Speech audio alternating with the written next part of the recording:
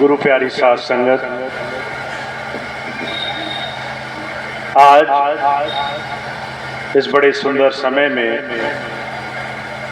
सत्संग की इस बड़ी सुंदर मेला में आप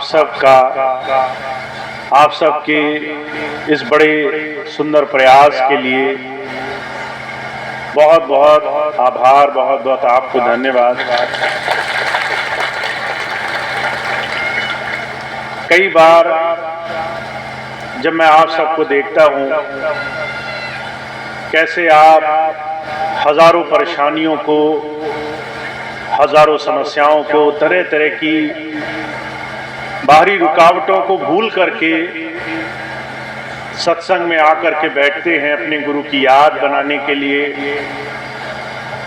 तो मुझे गर्व होता है कि स्वामी जी ने ऐसे ऐसे जीव जोड़े हैं जिन्हें संसार के सुख, संसार की तमाम चीजें गुरु भक्ति के नाम पर, गुरु के दिए हुए नाम के साथ जुड़ने के एक साधन के नाम पर सारी संसार में छोड़ करके इस रास्ते को अपनाया है। तो आप सबको ऐसी गुरु भक्ति मिली है, ऐसे अपने सदगुरु का साथ मिला है, ये बहुत भाग्य की बात है। हम सब संसार में ऐसे ही किसी गुरु के पास जाके नहीं जुड़ जाते। गुरुवाणी में कहा है, भाग हुआ प्रभु संत मिलाया, प्रभु अविनाशी घर में पाया।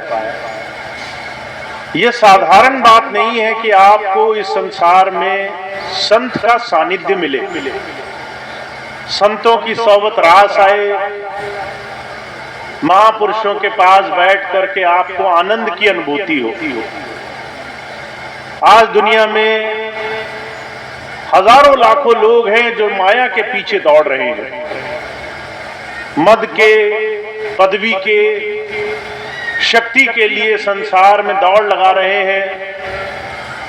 किसी को जमीन चाहिए, किसी को जायदाद चाहिए, किसी को पद चाहिए।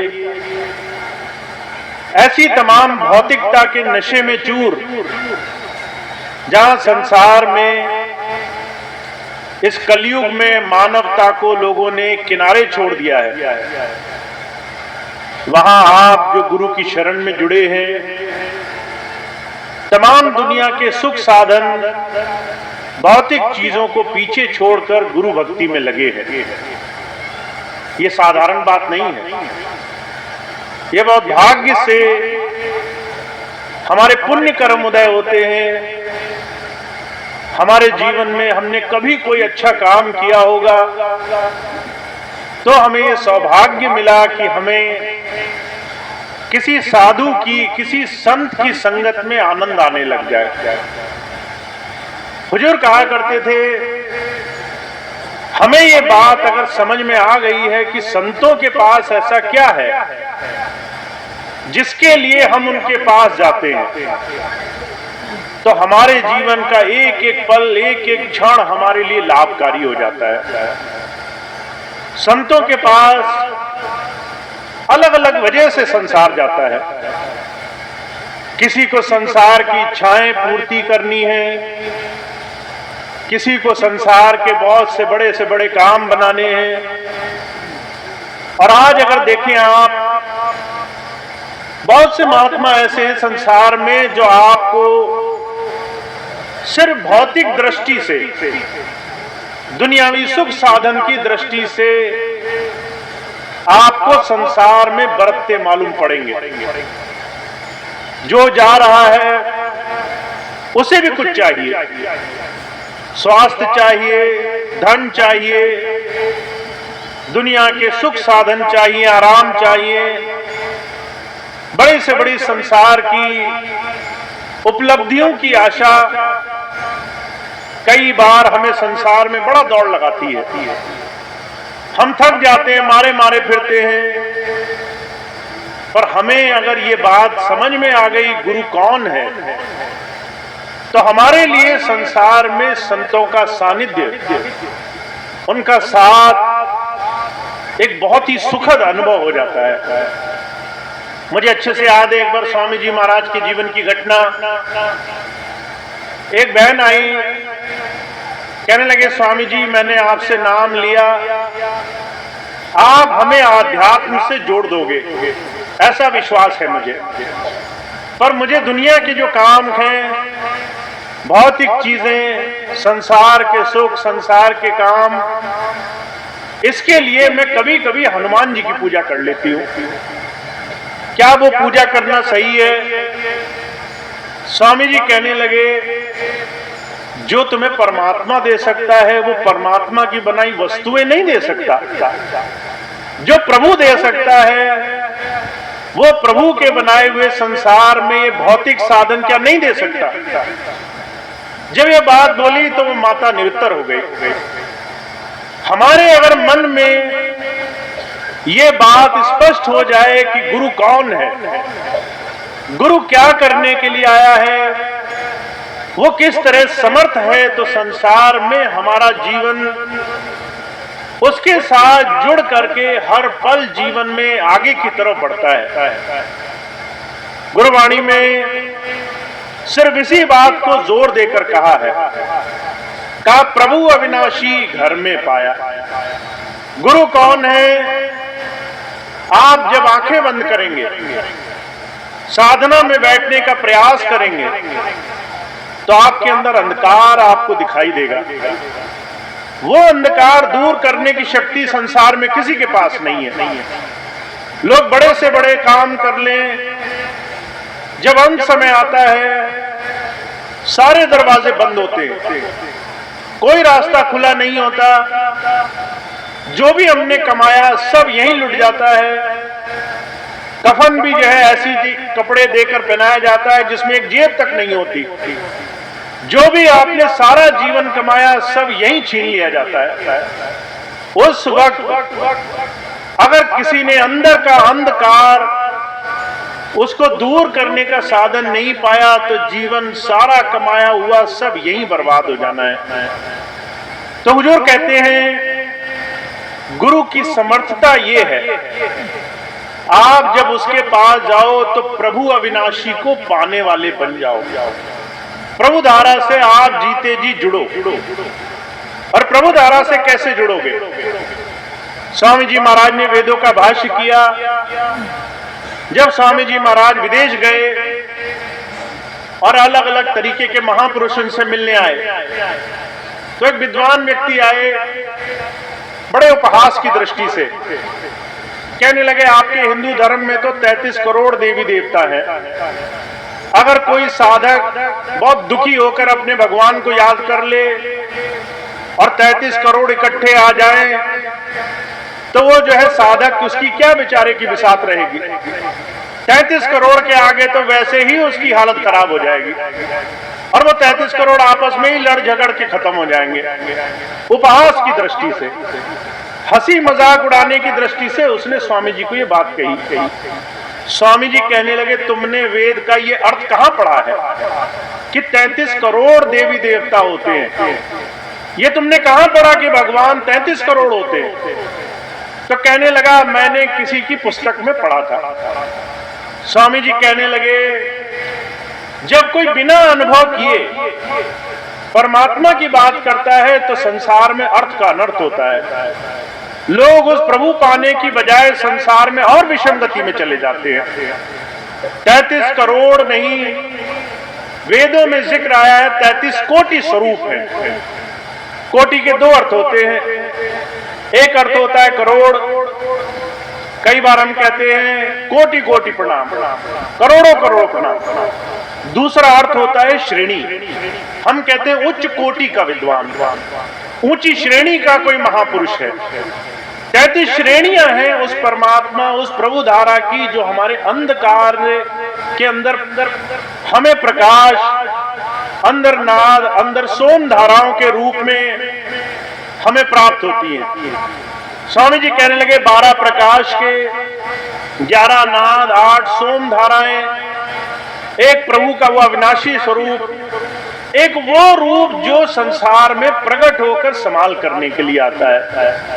इन 33 स्वरूपों से हमें अगर जुड़ना है तो किसी समर्थ गुरु के पास हमें उससे गुरु ज्ञान लेना होगा। गुरु ज्ञान हमें मिल जाए जीते जी, गुरु ज्ञान से हम जुड़े, इसके लिए संत हमें संसार में प्राप्त होता है। हम बड़भागी हुए और हमें गुरु की संगत मिल गई। क्यों मिली? ज्ञान पाने के लिए। ज्ञान कैसे मिलेगा? हुजूर कहा करते थे, जब हम शरणागत होते हैं, मन बुद्धि छोड़ करके गुरु के पास उसके भाणे में रहने के लिए जाते हैं। बलक बुखारे का बादशाह था, बड़ा उसके मन में चाव था, मुझे कहीं से गुरु दीक्षा मिले।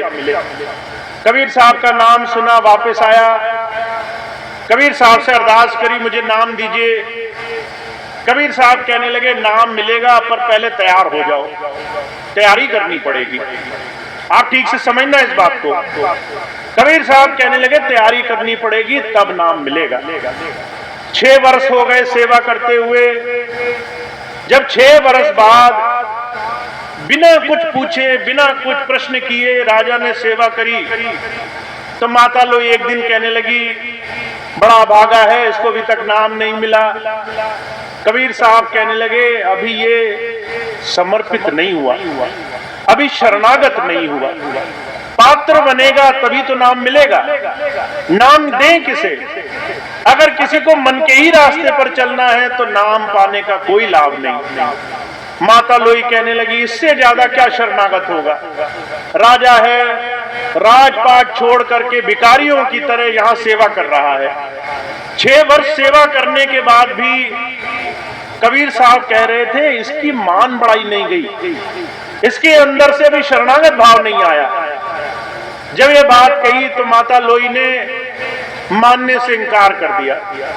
कहने लगी, इससे ज्यादा कौन सेवा करेगा? कोई राजपाट छोड़ दे, सुख सुविधा छोड़ दे, 6 वर्ष तक प्रश्न नहीं करे, अब इससे ज्यादा शरणागत क्या होगा? कबीर साहब ने एक परख करी, कहने लगे, इसको बुलाओ, कहो कल नाम देंगे इसे, और कहना नहा धोकर आए, अगर निर्मल आया तो ही नाम मिलेगा। राजा बड़ा खुश हुआ, 6 वर्ष की तपस्या सफल हो गई। सुबह सुबह तैयार हुआ, नहा धोकर समय से आने लगा। माता लोई को निर्देश था, इसके ऊपर कुछ गंदगी डाल देना। अब माता लोई ने वैसे ही किया, छुप करके गंदगी डाली उसके ऊपर। राजा के ऊपर जैसे ही गंदगी पड़ी, जैसे ही उसने देखा कि उसकी 6 वर्ष की मेहनत बर्बाद हो गई, तो मन से क्रोध निकला और कहने लगा, अगर बुखारा होता तो ऐसी हरकत करने वाले की खाल खिंचवा लेता। अब ये बात माता लोई ने सुनी, थरथर कांप गई। कहने लगी, 6 वर्ष की सेवा, 6 वर्ष का त्याग, मन से अभी राजापना नहीं गया, मन से अभी ये अहंकार नहीं गया कि अगर कोई मेरा बुरा करेगा तो मैं उसको सजा दूंगा। और ये बात माता लोई ने सुनी और राजा के 6 वर्ष और लगे उसको नाम लेने में। जब शरणागत हुआ तब नाम मिला। तो जो कहते हैं, गुरुजी नाम ऐसे नहीं देते। आपको लगता होगा नाम मिल गया, पर कितने भाई बहन ऐसे हैं जो आज भी मन मत की वजह से बड़े परेशान हैं। किसी को क्रोध आ रहा है, घर में ही हंगामा काटे हुए है, माताओं को, बहनों को, बच्चों को, सबको परेशान किए। किसी को और संकट है, कोई मुकदमेदारी में बहुत लगा हुआ है, किसी को संसार से लड़ाई झगड़े से फुर्सत नहीं है। ऐसे ऐसे सत्संगी हैं जो अगर कोई उन्हें जरा सा बुरा कर दे। अभी पिछले दिनों में ऐसे सत्संगी से मिला, जयपुर का जिक्र है। एक बहन आई, सामने आई, उन्हें प्रणाम नहीं किया, तो उसने 10 बार गिनाया कि प्रणाम करना चाहिए, नमस्कार करना चाहिए। जब मैं सामने बैठा तब भी उसके मन में ये मान नहीं करी कि दूसरे को उसे पहले प्रणाम करना चाहिए। अरे भाई, तुम भी तो किसी को प्रणाम कर सकते हो, पर नहीं। मान ये है कि हमारा पद ऊंचे है, मान ये है कि हमारे पास धन ज्यादा है, मान ये है कि हम तुमसे ज्यादा समर्थ हैं। तुम गलती करोगे हम तुम्हारे को सजा देंगे, हम तुम्हें दंड देंगे, गुस्सा करेंगे तुम पर। हुजूर कहा करते थे ये जितने भी संसार के मनमत हैं ये आपके और गुरु के बीच में बहुत बड़ी बाधा है। इसलिए जब स्वामी जी महाराज ने कहा कि जब आपको गुरु सेवा का अवसर मिले तो ये कभी मत मानना कि आपने गुरुजी से नाम लेकर समर्थता हासिल कर ली है, आप बहुत ऊंचे पद पर पहुंच गए हो। हम गुरु से कुछ सीखने आए हैं। गुरु हमें क्या सिखाना चाहता है? वो हमें सिखाना चाहता है हमें शरणागत होना है, हमें गुरु चरणों में, उसके भाणे में, उसकी चाह में रहना सीखना है। जैसा उनकी मौज हो वैसा हमारा जीवन कटे। अगर वो चाहते हैं सुख में कटे तो सुख में कटे, अगर चाहते हैं कि हमारे कुछ कर्म हैं वो भी कटने हैं तो उसमें भी हम बहुत ज्यादा परेशान ना हो, चिंताएं न माने, अपने जीवन में इस बात की परवाह न करें कि हमारे जीवन में हमारा क्या होगा। मुझे एक बड़ी अच्छी घटना याद है। एक विदेश में महिला आई स्वामी जी के पास मिलने के लिए। उसका एक छोटा सा प्रमाण आपने देखा, कई जगह स्वामी जी ने वो कहानी छपवा कर बांटी हुई है। एक रात का एक स्वप्न, वो आपने कई बार एक कहानी सुनी होगी। एक महिला आई स्वामी जी के पास, कहने लगी स्वामी जी मेरे को इतने वर्ष हो गए नाम लिए हुए, मुझे एक शिकायत है। स्वामी जी कहने लगे क्या शिकायत है? कहने लगी मैंने एक स्वप्न देखा। स्वप्न ये देखा कि जब मैं आपकी सेवा में लगी थी तो आप हर पल हर घड़ी मेरे साथ रहते थे, मेरी आंखें बंद होती थी, आप मेरे साथ साथ हर जगह रहते थे, अंग संग रहते थे। एक दिन मुझे समस्या आई, मुझे परेशानी हुई, कष्ट हुई, मैंने जो है आपकी पुकार करी, खूब आपको याद किया, पीछे पलटकर देखा तो आप मुझे दिखाई नहीं दिए, मुझे आपका ध्यान नहीं रहा। जब ये बात कही तो स्वामी जी कहने लगे कि भाई तुमने अपने अंदर देखा, पीछे देखा, पर ये नहीं देखा कि जिस कष्ट की घड़ी में तुम्हें लगा तुम अकेले हो, उस वक्त तुम पूरी तरह मेरी छत्र छाया में थे। मैंने तुम्हें अपनी गोद में ले रखा था, तुम्हें किसी तरह की समस्या का, पीड़ा का आभास नहीं हुआ। जो पीड़ा तुम्हारे जीवन में आ सकती थी वो भी हल्की होकर आई। तो स्वामी जी कई बार इस बात को कहा करते थे, हमारे जीवन में अगर सुख आए और अगर हमारे जीवन में यदा कदा कोई संकट आए, परेशानी आए, दोनों ही गुरु के भाणे में आती है, गुरु की रजा में आती है, उसकी मौज में आती है। उस वक्त अगर हम शरणागत हुए हैं, अगर हमने गुरु के चरणों से प्रीति जोड़ी है, उनमें अपना ध्यान जोड़ा है, तो हमें चिंता नहीं होगी, हमें संसार में फिक्र नहीं होगी, परवाह नहीं होगी। हमारा भरोसा पक्का रहेगा कि वो हमारे अंग संग हैं और हमारी संभाल कर रहे हैं।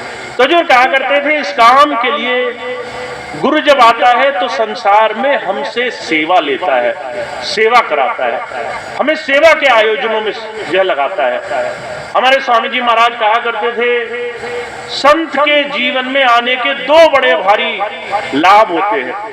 पहला लाभ तो ये होता है वो आंतरिक और बाहरी दोनों तरफ से हमारे जीवन में हमें हमेशा अपनी छत्र छाया में रखता है। हमारे जीवन में कोई भी चीज ऐसी नहीं जो उसकी मौज के बगैर हो। हमारे जीवन के हर एक काम उसकी दया मेहर से बनते हैं, पर साथ साथ वो हमें इस बाहरी सामाजिक जीवन में भी एक नेक, एक सज्जन, एक बहुत ही अच्छे जीवन की तरफ जोड़ने के लिए आता है। इसलिए स्वामी जी महाराज कहा करते थे अगर उस प्रभु को पाना है तो अपने इस बाहरी जीवन की सफाई करना बहुत जरूरी है। इसीलिए कई बार स्वामी जी ने एक ही बात कहा अगर हमने गुरु चरणों में ध्यान लगाया है तो उसके लिए एक चीज की बहुत बड़ी आवश्यकता है।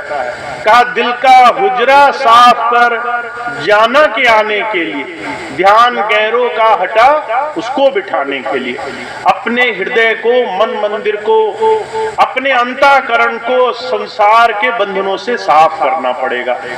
गुरु के अनुरूप सेवा में लगना पड़ेगा, गुरु के अनुरूप सत्संग के और अपने जीवन में बाहर से आ रहे हजारों बुराइयों के संकट से बचने के लिए गुरु की शरण में आना पड़ेगा।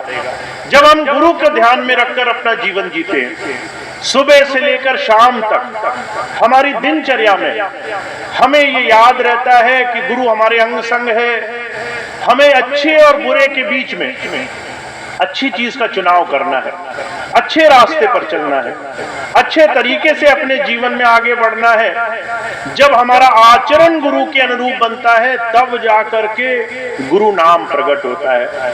बाबा सावन सिंह जी महाराज बताया करते थे कि अगर गुरु के शरण में आया कोई जीव है तो उसका जीवन इस बात का जीता जागता उदाहरण होगा। एक बार बाबा जी के जीवन में, उनके जीवन काल में एक सत्संगी, उसे जो है कचहरी बुलाया गया उसको गवाही देने के लिए, और कहा गया कि इस मुकदमे में आपको गवाही देनी है, सच और झूठ क्या है ये बताना है। उसने गवाही दी। जज ने जो है उससे पूछा कि भाई तुम कौन हो, उसने अपना परिचय दिया। जब उसने बताया मैं बाबा सावन सिंह जी महाराज का सत्संगी हूँ, तो जो है जज ने उसी बात को फहरिस्त मान लिया कि अगर ये सच्चे गुरु का शिष्य है तो ये झूठ नहीं बोल सकता, इसकी बात इतनी पक्की होगी, इस सत्संगी की बात में इतना असर होगा। तो जो कहा करते थे गुरु अपने शिष्य के आचरण से पहचाना जाता है। कोई शिष्य कैसा है, इससे गुरु की पहचान होती है। आप अगर अपने जीवन में गुरु को धारण कर लोगे, अगर गुरु को अपने मन मंदिर में बसा लोगे, तो आपका आचरण, आपका जीवन ये एक बहुत बड़ा उदाहरण बन जाएगा। आपकी बोली, आपकी वाणी, आपका जीवन इस बात का जीता जागता उदाहरण होगा कि आपने गुरु नाम कमाया है। तो जो कहा करते थे इसका जीता जागता उदाहरण क्या है, आप इसे कैसे परख सकते हो? आप देखो, आप अपने घर में कितने शांति से रहते हो, कितना प्रेम भाव से रहते हो, कितना सेवा और सत्कार की भावना से रहते हो। बहुत से भाई बहन जब मुझे मिलते हैं और वो बार बार कहते हैं कि हम पे अपना गुस्सा शांत नहीं होता, हम पे अपनी नाराजगी दूर नहीं होती, हम संसार में लोगों के ताने माने सुन करके बड़ा अफसोस में आ जाते हैं, हमें बड़ा गुस्सा आता है, बड़ा अंदर से अग्नि जलती है। तो मैं सोचता हूं अभी मंजिल बहुत दूर है, अभी बहुत दूर जाना है। अभी अगर हम ये बात नहीं समझ पाए हैं कि गुरु हमें अंतःकरण से शुद्ध करने के लिए आया है, वो हमें अंतर से शांत करने के लिए, प्रेम भाव से जोड़ने के लिए आया है, तब तक हम गुरु नाम से जुड़ने के हजार साधन करें वो काम नहीं बनेगा। इसलिए महाराज जी एक बात बड़े स्पष्ट रूप में कहा करते थे, आपका अंदर का जीवन आपके बाहर के जीवन की परछाई होगी। आप बाहर कैसे जीते हो, उससे आप अंदर प्रभु से कैसे जुड़े हो, इस बात की पैमाइश होगी। आप कहते हो मैं भजन सिमरन से जुड़ने के लिए आया हूं, बाहर का जीवन देख लो। अगर बाहर के जीवन में खूब हजार तरह की दुविधाएं हैं, अलग अलग तरह के मनमत हैं, बड़ा विरोध है, बड़ा मन में चिंताएं हैं, परेशानियां हैं, तो समझ लो अंदर मन सदेगा नहीं। इसलिए शहंशाह जी महाराज कहते हैं सत्संगियों की एक छोटी सी परखी होती है, कहा चाह गई चिंता गई मनवा बेपरवा, जिसको कुछ नहीं चाहिए सो शाहन को शाह। गुरु का सच्चा भक्त कौन है? जिसकी चिंताएं कम होने लगी हैं, जिसके मन में संसार की लालसा कम हो रही है, जिसको भोग नहीं चाहिए, जिससे गुरु से सिर्फ गुरु चाहिए, जिससे गुरु से सिर्फ गुरु मांगने का, गुरु प्राप्त करने का एक मन में भाव है। अगर आप और हम गुरु जी के पास जाएं और अगर हम कहें कि गुरु जी हमारा खूब पैसा बढ़ जाए, हमारी खूब दौलत बढ़ जाए, हमारे घर एक हैं चार हो जाएं, हमारे बच्चे अगर आज नौकरी में हैं तो खूब धन धान्य से परिपूर्ण हो जाएं, अगर भौतिक चीजें ही मांगी तो जो कहा करते थे ये चाह में, चिंताओं में, दुनिया के भोग विलास में हमारा समय हाथ से निकल जाएगा। तो इसलिए सिर्फ एक चीज का ध्यान रखना है, दुनिया की चिंताएं और दुनिया की चाह ये हमारा मन शांत नहीं होने देती। जब आप गुरु की शरण में आ गए हो तो पहले गुरु चरणों में इस मन को झुकाना है, गुरु की सेवा में इस मन को लगाना है, गुरु के सत्संग में इस मन को लगाना है और सिर्फ अपनी परख करनी है।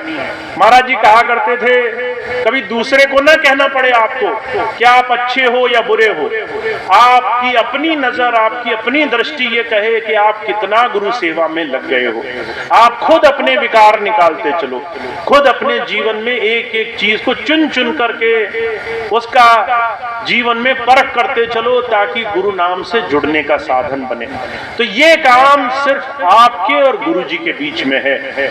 गुरु जी ने आपको नाम दे दिया, आपको साधन सिखा दिया, अब आपको गुरु के दिए हुए नाम का आचरण करना है, हर रोज गुरु के नाम का पालन करना है। और मैं बार बार इस बात को क्यों कहता हूं, अभी कुछ दिन पहले दिल्ली में मुझे एक बहन जी मिली, जब वो आई कहने लगे भैया जी आपने 10 मिनट भजन कहा है पर जो है 10 मिनट बड़े भारी पड़ते हैं, 10 मिनट बैठना बड़ा मुश्किल लगता है।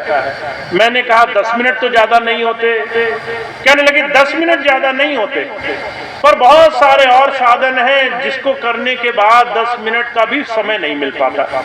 मैंने उनसे पूछा ऐसा क्या करती हो? कहने लगी सुबह तो पूजा करनी होती है तो 1-1.5 घंटा पूजा में लग जाता है, शाम को लड़का जो है वो किसी दूसरी वो जो है चालीसा में लगा रहता है, उसके साथ भी बैठना पड़ता है। अब ये 2 काम कर लिए बहुत 10 मिनट समय निकालना मुश्किल होता है, आप इसके बगैर ही मेरा काम कर दो। मैंने सोचा मन में, मैंने कहा सारे संसार के लिए इसके पास समय ही समय है, गुरु भक्ति के लिए 10 मिनट निकालना भारी पड़ रहा है और इसको सारे संसार के भोग चाहिए। जब सारी चीजें चाहिए तब गुरु जी के पास जाती है और जब गुरु जी की एक छोटी सी बात मानने की बात आती है तो सारे संसार के बहाने बनाती है। तो आप इस बात को ध्यान रखो, ये मन बड़ा चतुर है, ये आपसे सारे काम कराएगा, गुरु जी के काम में नहीं लगने देगा। और अगर मैं अभी आपकी तरफ देख रहा हूं तो बहुत से भाई बहन ऐसे हैं जो 5 और 10 मिनट करने में भी फेल हो जाते हैं। बहुत से तो हमारे सक्षम भाई बहन हैं और बहुत से ऐसे भी हैं जो कहते होंगे 10 मिनट तो बहुत ज्यादा है, 5 मिनट करेंगे आज। और कोई कहता होगा कि 5 मिनट भी छोड़ो, कल इकट्ठे ही ज्यादा कर लेंगे और हर रोज कल के दिन पर टालता रहता होगा। तो आप इस बात का ध्यान रखें, मन आपको भजन सिमरन में लगने नहीं देगा जब तक आप थोड़ा सा संयम और संकल्प नहीं बनाओगे। रोज संकल्प बनाओ, अगर भजन नहीं तो भोजन नहीं। अगर मैंने आज भजन नहीं किया तो आज शरीर को खाना नहीं मिलेगा, आज शरीर को भोजन नहीं मिलेगा। महाराज जी कहा करते थे भजन भूल सकते हो, भोजन नहीं भूलोगे। भोजन करने के लिए सबसे पहले बैठोगे पर संकल्प याद रखना, व्रत याद रखना कि तुमने गुरु जी को एक वादा दिया है कि अगर मैंने आज का भजन नहीं किया तो आज का भोजन भी शरीर को मिलेगा नहीं, चाहे भूखा सोना पड़े पर आज जो है भजन के बगैर भोजन नहीं मिलेगा। तो ऐसे संकल्प साध करके संतों ने भक्ति करी है, ऐसे संकल्प साध करके संतों ने नाम कमाया है, ऐसे मन को मारा है। तो आपको भी एक संकल्प उठाना पड़ेगा, एक व्रत उठाना पड़ेगा। आप गुरु जी की सेवा में आ गए हो, एक व्रत आप भी लो, एक संकल्प आप भी आज करो कि मेरा हर रोज गुरु नाम के साथ ही गुजरना चाहिए। अगर मेरा एक दिन भी गुरु नाम के बगैर गुजरा तो फिर शिकायत करने का अधिकार मैंने खो दिया। फिर मैं गुरु जी से जाके ये नहीं कह सकता कि गुरु जी आप मेरा काम नहीं बनाते। अगर आपने हर रोज अपना व्रत पालन किया तो उसके बाद आपको शिकायत करने की देर नहीं लगेगी, आपको शिकायत करने का मौका नहीं मिलेगा, आपके सारे काम पहले से पहले बने रहेंगे। तो इस बात को अब संकल्प साध लें। हमारे जीवन में भजन का हमारे संकल्प से नाता होना चाहिए। हम हर रोज गुरु की याद में उसके नाम की कमाई में बैठा करेंगे और अगर 10 मिनट भी नहीं बैठ सकते हैं तो समझ लो काम बड़ा अधूरा है। अभी देखिए मैंने बड़ी आसानी कर दी। महाराज जी 2.5 घंटे से कम माना नहीं करते थे। महाराज जी के पास कोई जाता था तो महाराज जी कहते थे अगर 2.5 घंटे नहीं करते हो तो घर चले जाओ, फिर सत्संग में मत आओ, हमें तुम्हारी जरूरत नहीं है। अगर तुम्हें साधना करनी है तो अपना समय भी देने का चाहना रखनी होगी। समय दोगे तभी गुरु की दया मेहर प्राप्त होगी। तो महाराज जी 2.5 घंटे कहा करते थे, मैंने अभी 10 मिनट बोला है। जो अभी मान गया तो मान गया, जिसने अभी नहीं माना फिर बाद में अगर समय बढ़ा तो दिक्कत होगी। इसीलिए आप अभी से शुरू कर दो और हर रोज संकल्प से अपना थोड़ा समय गुरु नाम और गुरु के दिए हुए वचन के आचरण में लगाना शुरू करो।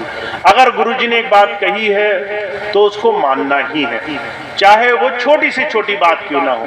अगर वो कह रहे हैं कि हमें संयम रखना है तो संयम रखना है। अगर वो कह रहे हैं कि हमें अपने मनोभाव पर गुरु जी के चरणों में समर्पित हो करके उसमें सादगी लानी है तो सादगी लानी है। अगर जी गुरु जी कह रहे हैं क्रोध को छोड़ करके वहां प्रेम भाव अपनाना है तो चाहे कुछ भी करना पड़े, हमें संकल्प साध कर इस काम को करना ही है। क्योंकि जहां गुरु वचन की पालना होती है, जहां गुरु वचन का सम्मान होता है, वहां जीवन में बड़े से बड़े काम बड़ी सरलता से बन जाते हैं। तो आप बहुत भाग्यशाली हैं, स्वामी जी की ऐसी दया आपको मिली हुई है, आपको नाम मिला है। और मैं ये चीज कहता हूं, मैं तो 10 वर्ष पहले चला गया था छोड़ करके। मैंने कहा कि जब कोई ऐसी परिस्थिति बनी हो जहां पर नाम गुरु भक्ति का और मनमत की सारे खेप चल रहे हो, वहां रहने से फायदा क्या। तो मैं तो चला गया था 10 वर्ष पहले, पर स्वामी जी ने फिर से ऐसी दया करी है हम सब पर कि हमें सत्संग मिले, हमें सत्संग मिले, गुरु भक्ति मिले, हमें साधना मिले, जीवन को अपने लिए साफ सुथरा करके गुरु की दया से जोड़ने का ये सुंदर मौका मिले। तो हमें इसको पूरी ईमानदारी से करना है। हम अगर थोड़ा सा भी समय दें हर रोज, तो हमारे जीवन में बड़े से बड़े चमत्कार होंगे, हमारे जीवन में बड़े से बड़े काम पलक झपकते हल होंगे। हम ये सोचेंगे कि हमारा काम बने और गुरु की दया से वो काम बनेगा। तो आप इस बात को मन में साध लें, आचरण और गुरु के वचन का संकल्प बहुत आवश्यक है। और मैं ये भी जानता हूं कौन करता है और कौन नहीं करता है। आप ये सोचते होंगे भैया जी ने कह दिया, क्या पता चलेगा, हमने किया नहीं किया, घर में हमारी मर्जी चलेगी। भैया जी तो वहां बैठे हैं, आजकल तो महीने में भी नहीं आते, 3-4 महीने में आते हैं। हमारा जो भी मन करेगा करेंगे हम वही।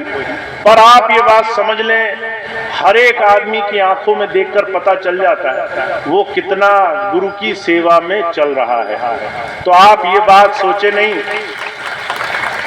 और आप इस बात का ध्यान रखें कि आपका वचन, गुरु को दिया हुआ आपको वादा, वो ही सबसे बड़ी हमारी गुरु के इस गुरु पथ पर चलने का सबसे बड़ा रास्ता है। तो आप अपना वचन गुरु की याद में जुड़ना निभाओ, और स्वामी जी अपना वचन निभाएंगे कि आप सबके जीवन में हर वक्त उनकी दया मेहर मौजूद रहेगी। तो इतनी बात कह के मैं अपनी बात समाप्त करता हूँ। आज का सत्संग कार्यक्रम समाप्त होगा। 1-2 खास सूचनाएं हैं, आप सभी भाई बहन सुन लेंगे। इस महीने का सत्संग अभी हमारा इस पूरे दौरे का लगभग आखिरी सत्संग है। कल मणिनाथ बरेली का आखिरी सत्संग होगा।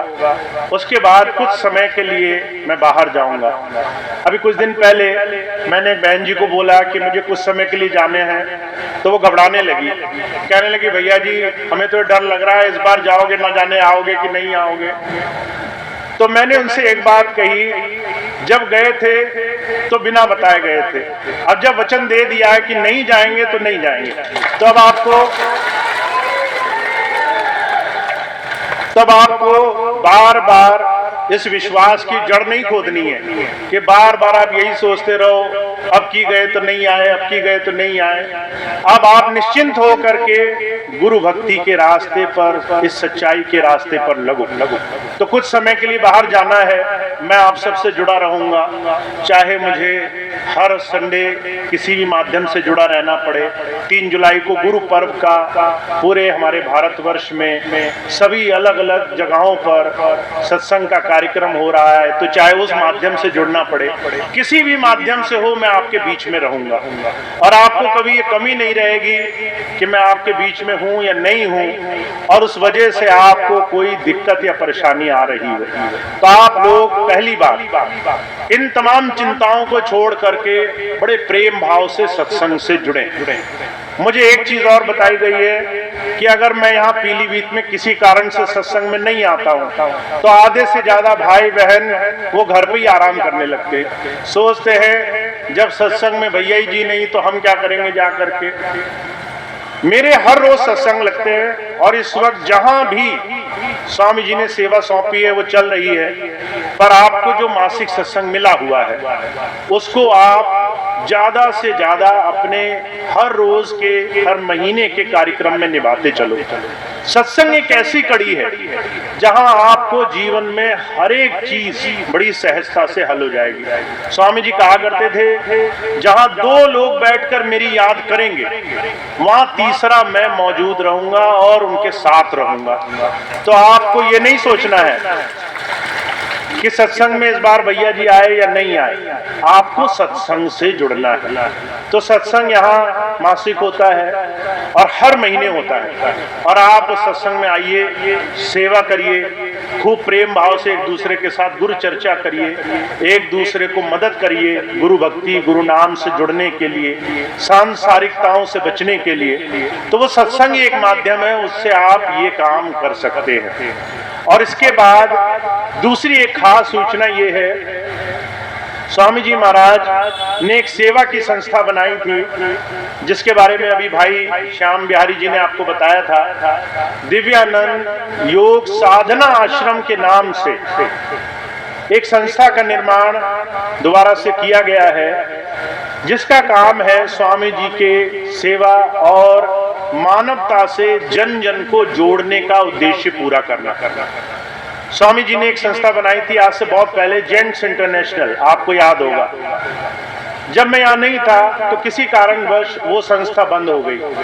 बहुत बड़ी संस्था थी, बाहर विदेशों तक यूएनओ तक उसने काम किया था, पर 10 वर्षों में वो संस्था बंद हो गई, सेवा कार्य कम हो गए, भाई बहनों ने एक दूसरे के साथ जुड़ने का अवसर खो दिया। तो दोबारा से एक सेवा संस्था बनाई गई है जो स्वामी जी के द्वारा बनाए गए सेवा उद्देश्यों का पालन कर सके, मानव सेवा या जरूरतमंद की सेवा में वो तत्पर रह सके।